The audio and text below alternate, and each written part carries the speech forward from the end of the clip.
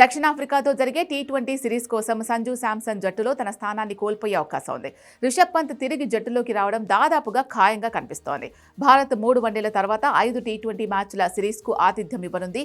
రిషబ్ పంత్ ఇప్పటికే వన్డే జట్టులోకి తిరిగొచ్చాడు.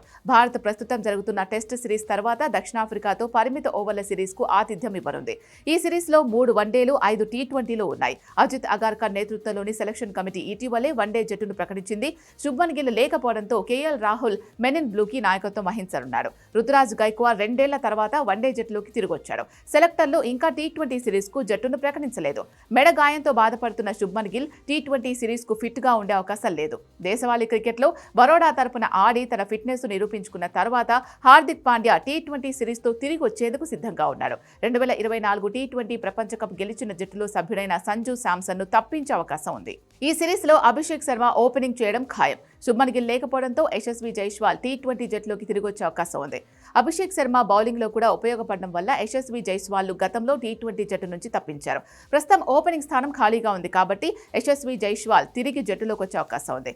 జైస్వాల్ అత్యంత వేగంగా పరుగులు చేసే బ్యాటర్లలో ఒకడు. సంజు శాంసన్ ఓపెనింగ్ కూడా చేయగలడు, కానీ అతను టీ20 జట్టు నుంచి తొలగించబడే అవకాశం ఉంది.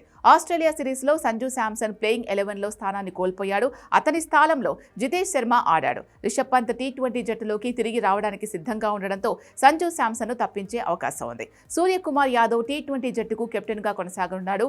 రింకు సింగ్, తిలక్ వర్మ తన స్థానాలు నిలబెట్టుకోవాలి. 2025 ఆసియా కప్లో రింకు ఒకే ఒక్క బంతి ఆడాడు. అలాగే ఆస్ట్రేలియాతో వర్షం కారణంగా రద్దయిన ఒక్క మ్యాచ్లో మాత్రమే అతడికి ఆడే అవకాశం దక్కింది. హార్దిక్ పాండ్యాను వన్డే జట్టులో ప్రకటించినప్పటికీ అతను టీ20లకు తిరిగి రానున్నాడు. సయ్యద్ ముస్తాక్ అలీ ట్రోఫీలో బరోడా తరపున ఆడి తన ఫిట్నెస్ ను నిరూపించుకోనున్నారు.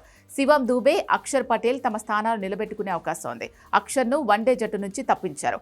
బౌలింగ్లో జస్ప్రీత్ బుమ్రాకు వన్డే సిరీస్ నుంచి విశ్రాంతి ఇచ్చారు. అయితే అతను టీ20లకు తిరిగి రానున్నాడు. హర్షిత్ రాణా, హర్షదీప్ సింగ్ ఇతర పేసర్లుగా ఉంటారు. వరుణ్ చక్రవర్తి, కుల్దీప్ యాదవ్ స్పిన్ బౌలింగ్ బాధ్యతలను పంచుకుంటారు.